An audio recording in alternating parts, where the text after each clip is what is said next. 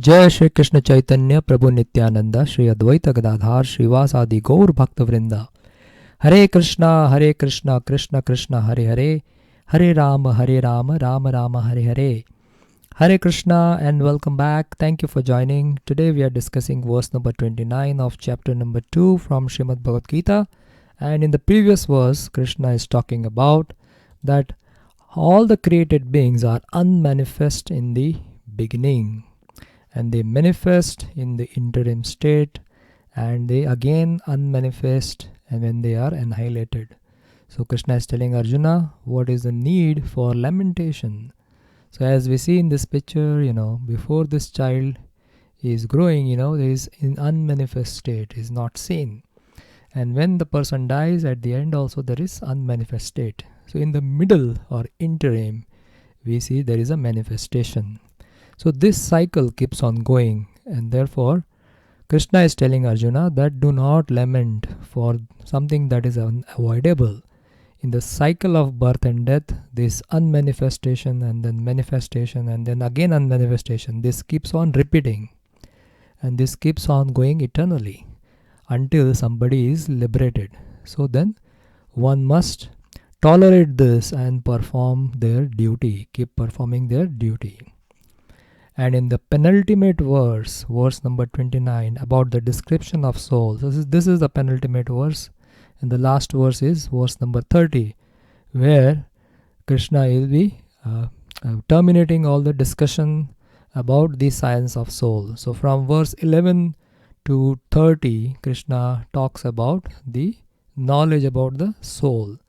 So in this verse, Krishna is talking that the soul is amazing. So that's why sometimes this verse is called as the amazing verse, because this amazing term is used like 3 times. And let's see the Sanskrit for this particular verse. Chapter 2, verse number 29. Ascharyavat pashyati kaschidenam, ascharyavat vadati tataiva chanyam, ascharyavat chainam anya shrunoti, shrutvapi enam vadana chaiva kaschit. The translation is, some look on the soul as amazing, some describe him as amazing, and some hear about him as amazing, while others, even after hearing about him, cannot understand him at all. So these are 4 levels of people, and the first 3 are the progressive level, where the first line goes as Ascharyavat pashyati kaschidenam. Enam means this soul. And somebody sees, pashyati means seeing. Somebody sees the soul as amazing. So some people, that's the translation. Ascharyavat is actually amazing. So some people see the soul as amazing. That's the meaning of the first line. And the second line meaning is Ascharyavat vadati tataiva chanye. So chanya means others. Anya means others. Others, what they do? They vadati. So vadati means they speak or describe about the soul, and that is Ascharyavat. So they are describing about the soul as amazing. And the third level of people is Ascharyavat chainam anya shrunoti. So shrunoti means hearing, anya means other people. They hear about the soul, and they hear about the soul, that the soul is amazing. So that's the third line. And then the fourth line talks about people who are unfortunate. Means some people hear about the soul, they see soul, and they try to understand, but they still don't understand it. So shrutvapi enam vedana chaiva kaschit means some people, even after hearing about the soul, they cannot understand the soul at all. So that is also very unfortunate thing. So this is what is the meaning of this particular verse. So in last several verses, Krishna is actually talking about the soul, and is giving the knowledge about the soul. So when we see with this enlightened vision, and when we understand that the size of the soul, which is 1/10,000 the tip of the hair. It is very microscopic. But that the same soul, the microscopic soul, is also there in the germs, and the same size soul, 1/10,000 the tip of the hair, is in the body of elephant, is in the body of a sequoia tree. So that soul, it's such just so small, can animate something which is very giant, and that same soul can animate which is very something which is very very small. So how wonderful is that? Those who see this can perceive the soul to be amazing. So we see different natures in the humans, some aggressive, some timid, etc., etc. With different kind of nature, different people having different kind of nature. But the soul inside is of similar nature, or the inclination or the potency of the souls which they manifest in their through their body, they are so different. But the soul itself within it is same. So that is so amazing to understand when we understand that thing. And the understanding of we are the soul and knowing that we are having an eternal nature, that is also amazing. Knowing that soul is Sat Chit Ananda or Satchidananda, and when we realize that the soul by nature is happy, we just have to realize our nature. Joyfulness is automatically attained. So this is truly amazing. Our hearing and seeing means our spiritual vision is actually awakened. At that time, each of us will be able to perceive the soul directly. As we see each other, but we see them as a body. And at higher level of consciousness, we can see the person as soul or eternal in nature. And in further advanced consciousness, a person can see other person as not only eternal soul, but as part and parcel of Krishna, who is currently under illusion.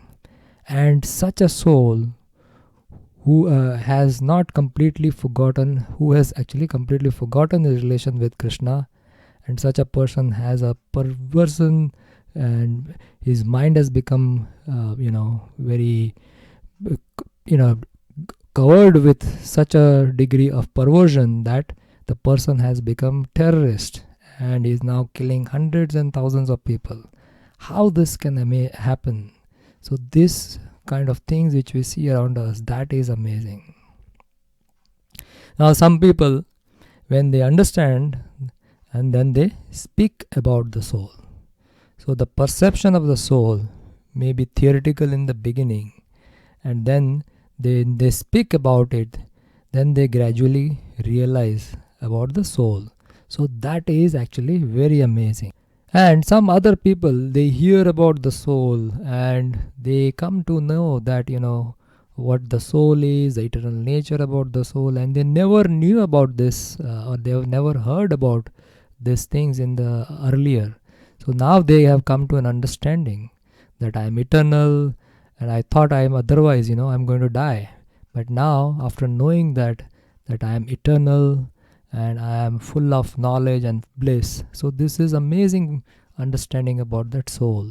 But that has happened after hearing. Other people, they can't still digest, and they can never understand that there is something beyond this body.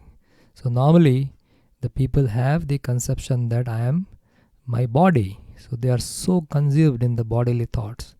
And people who think their entire life, and that is actually very disastrous for them. Entire life they are thinking that I am this body, but actually they are soul. So this is also amazing. In Mahabharata there is a verse, and that verse is a discussion between Maharaj Yudhishthir and Yaksha. And Maharaj Yudhishthir has been asked by Yaksha many questions. So one of the question, which is very important question, Yaksha asked Maharaj Yudhishthir, that what is the most amazing thing in this world? So the answer to that is also very amazing. So because this amazing word is been used in this verse, that was I'm trying to discuss here. That what is the most amazing thing that has been asked to Maharaj Yudhishthira. So his reply is that people see death all around. People see that in this world, everybody or things around them are dying. Ahani ahani bhutani gachanti yamalaya. And then that person who is seeing that people are dying around him, he thinks that all other people are dying, but that is not going to happen to me. I'm not going to die. That's what the belief is. Generally, it is there in everyone's mind. So Maharaj is saying, this is the most amazing thing according to him. Now this amazing is in a kind of foolish way, because everybody has to die. So, but we hope that we get an exception to this particular thing that is happening. Everybody will die, but I am not going to die. So people think like that. So that is amazingly foolish. So here also the last line is indicating that people hear about the soul, still they don't get it, that what that soul is. So that is amazingly foolish. In that way, this is the last line of this particular verse, is talking about this, how it is amazing that people, after hearing and understanding, they still don't get it. So let's see what Srila Prabhupada has to talk about this particular verse. So first thing Prabhupada is talking about, that Gita or Bhagavad Gita is based on the principle of other Upanishads. So all the scriptures which we see, has some commonality. Some, references will be there in each and every one of them from the other scriptures. So Gita is also an Upanishad, and it is largely based on the principles of other Upanishad. So that's what Prabhupada is pointing out in the first paragraph. He is saying, since Gita Upanishad is largely based on the principles of the Upanishads, it is not surprising to also find this passage in the Katha Upanishad 1-7. And what is that?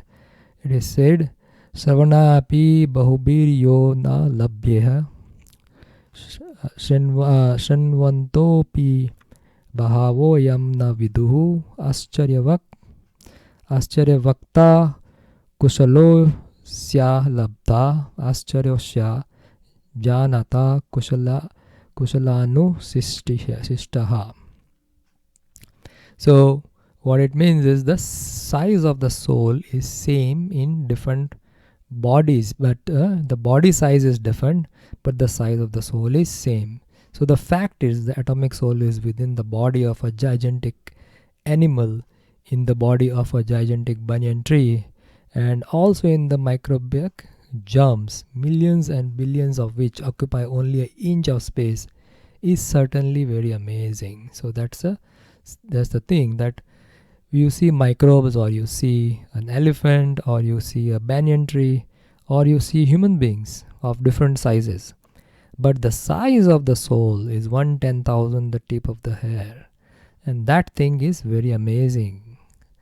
So when we understand that it's the size of the souls are not different. So a huge body means a big soul. No, that's not true.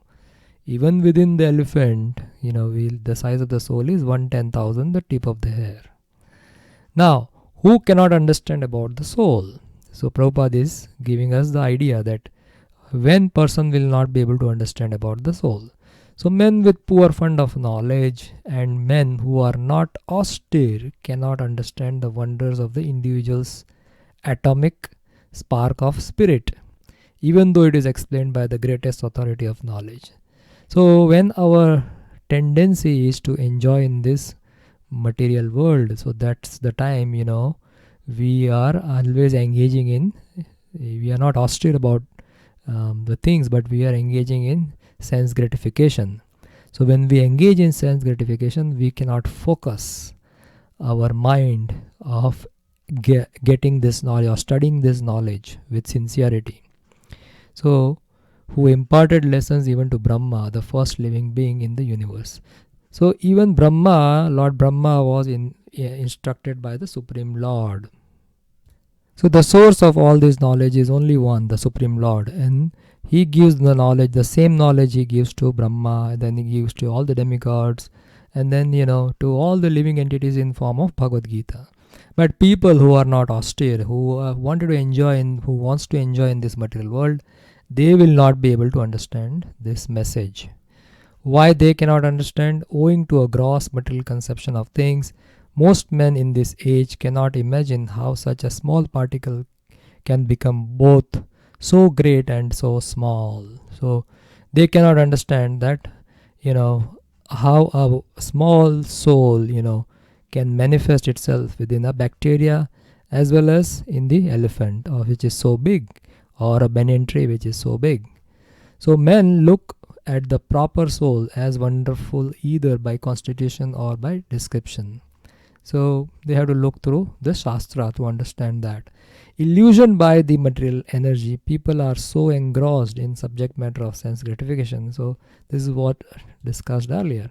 So this is by the energy of Maya. When we are covered by the energy of Maya, then what happens? We engage ourselves in sense gratification. In the matter of sense gratification, that they have very little time to understand the questions of self-understanding. Even though it is a fact that without this self-understanding, all activity result in ultimate defeat in the struggle of existence. So this world is designed in such a way that the more we engage in sense gratification, the more we are in trouble. The more difficulties we have to, or sufferings we have to go through in this life. But we don't think about all these things, and because we are covered by Maya, we think that we should always enjoy through our senses. And while enjoying through the senses, when we are enjoying, we don't have time to study or ask questions regarding the understanding of the self. So that is how it defeats the purpose. Now perhaps they have no idea that one must think of the soul and thus make a solution to the material miseries. So these material miseries, when the sufferings happen, we actually cry, and we don't have any idea that if we take towards spirituality, then this suffering will go away, and people have generally no idea about it. But when they start studying scripture, then we see that everything is connected. When we study about the Shastra, when we understand that we are not this body, we are this soul, then we engage in those kind of activities which are geared towards realizing ourselves or becoming self-realized. And when we do those activities for realizing ourselves, then we are not suffering in this world. These material miseries will not come. It may be there, but we will not be affected by that. That is the whole point. How people are misguided. So then some of the people are interested, but then what happens? They are misguided. How are they misguided? So that's what Prabhupada is writing here. Some people who are inclined to hear about the soul may be attending lectures in good association, but sometimes owing to ignorance, they are misguided by the acceptance of super soul and the atomic soul as one without the distinctions of magnitude. Meaning that, within the body, like within the body of every living entity, we have understood that there is a soul. So let's say, for example, this person. So within this person, there is a soul. Within this lion, there is a soul. Within the dog, cat, anything which you see, which is living, there is a soul. But along with the soul, there is a super soul also. This is a Paramatma. So this Paramatma is also there in everyone's heart, including lion, tiger, human beings, children. Here we see cats, dogs, birds. So whatever living entity we see, each of the living entity has a soul as well as super soul. That's why this picture very nicely shows that this is a super soul within the heart of every living entity, as well as there is a soul. But the soul and the super soul, these are two different entities. The super soul is the Lord and the soul is us. So sometimes when they attend these classes in association, they attend some lectures, but then they come out with the understanding that the super soul and the soul are one without distinction of magnitude. Means they are same. Actually they are understanding this, they are same, but that is a wrong understanding, because the Paramatma, we are not same as Paramatma. He is a super soul and he is there in everyone's heart, whereas we are in only one body. He is there in every body. So that is the distinction between us and the super soul. difficult to find people who can explain correctly. So then Prabhupada is saying that it is very difficult to find in this world nowadays. There is a lot of cheating going on. So people come up with their own theory. That's why Prabhupada has given this book, Bhagavad Gita as it is, where he has just translated what Krishna has given. Whatever is Krishna's message, he has done only translation. He has not done any interpretation.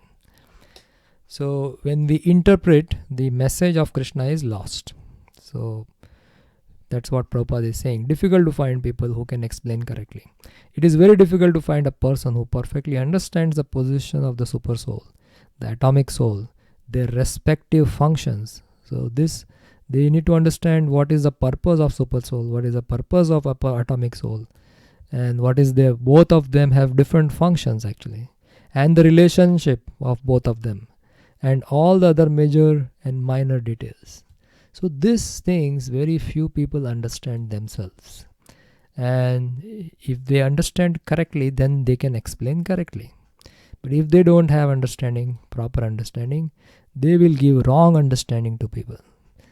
So that's why it is very important to read books from the proper source. And what is a proper source? So proper source is any teacher who is coming from a parampara. He is coming from a disciplic succession, bona fide disciplic succession. Then that is the proper source. That is also Krishna has given what are those parampara. So there are 4 paramparas. One is the Brahma Madhava Gaudiya parampara, which we are following, ISKCON is following. Then there is a Rudra Sampradaya. So we are Brahma Madhava Gaudiya Sampradaya. Then there is a Rudra Sampradaya. Then there is a Shri Sampradaya. And there is a Kumara Sampradaya. So there are 4 different Sampradayas. And any one of the Sampradayas, they are all bona fide. So all these 4 Sampradayas are bona fide. So if we study from a person who is representing that Sampradaya, then our understanding will be correct. Otherwise, we'll get wrong understanding. So, continuing that, and it is still more difficult to find a man who has actually derived full benefit from the knowledge of the soul and who is able to describe the position of the soul in different aspects. So, this is what Prabhupada is saying. It's difficult to find a person who is realized, who has derived full benefit, means who is a realized person, who has not only knowledge but who is practicing it, and he has understood by realization. But if somehow or other one is able to understand the subject matter of the soul, then one's life is successful. So this is the definition of the success of life.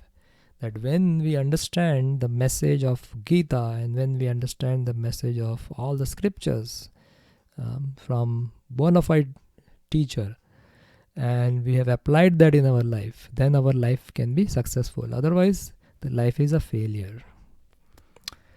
What is the easiest way to understand? So Prabhupada is saying the easiest process for understanding the subject matter of self, however, is to accept the statements of Bhagavad Gita spoken by the greatest authority, Lord Krishna, without being deviated by other theories. So we should be intelligent enough that we are not deviated by the other theories or theories given by mental speculators. Mental speculators means people who come up with their interpretation. So we should not be, or we should be very careful to not be deviated by the theories given by others. We should be only focusing on the statements which is given by Krishna in Bhagavad Gita. That is why we have to first study Krishna's message in Bhagavad Gita very sincerely ourselves. And when we study, then we understand what Krishna is trying to say. And then we can easily catch the people who are deviating this message. Right? That's why sincerely and scrutinizingly study Bhagavad Gita is so important for all of us.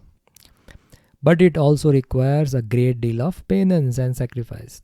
So when we are intending to study, that requires for us to spend time and give time to this kind of understanding. It doesn't happen overnight. So that's why we need a great deal of penance, tapasya.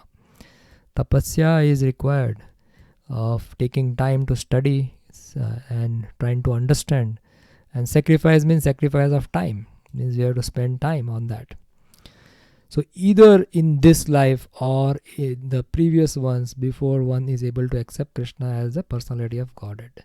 So eventually this is a journey, so we have to start at some point in time, and then whatever, this is a advantage of the scriptures, whatever we have studied in this life, it doesn't go away, it stays with us. Like for example, let's say whatever degree we have attained in this life, like master's degree or PhD or whatever, at the end of this life all those degrees are gone. And when we begin, as the soul goes into the next body, in the next life again we have to get all the other degrees. But that is not true in case of spiritual life. The spiritual life, by Krishna's mercy, we remember, and we begin from the same point. And how do I say that? Because Krishna himself is saying in Bhagavad Gita in chapter 6, when we come in chapter 6, Arjuna is asking this question. This very question is asked by Arjuna, that what happens to the spiritual knowledge which we have attained in this life. So Krishna is saying that people do not lose it. They start from the same point in the next life. And basically they can remember what they have learned in this life. So this is not lost. That's a big advantage of spiritual life. But, eventually, after many lifetimes, when we keep on studying and spending our time on spirituality, ultimately one will come to understanding, or one will be able to accept Krishna as the Supreme Personality of Godhead. And if you have accepted this in this lifetime, means it's a big achievement for you. So this is very important. And Krishna himself is saying, Manushyanam sahastresu kaschid yatati siddhaye yatatam api siddhanam kaschid vyettiman tatvatah. So out of many thousands of people, millions of people, one can understand me in tatvatah, in truth. And then Krishna is saying, another verse is saying, Bahunam janmanamante, means after many birth.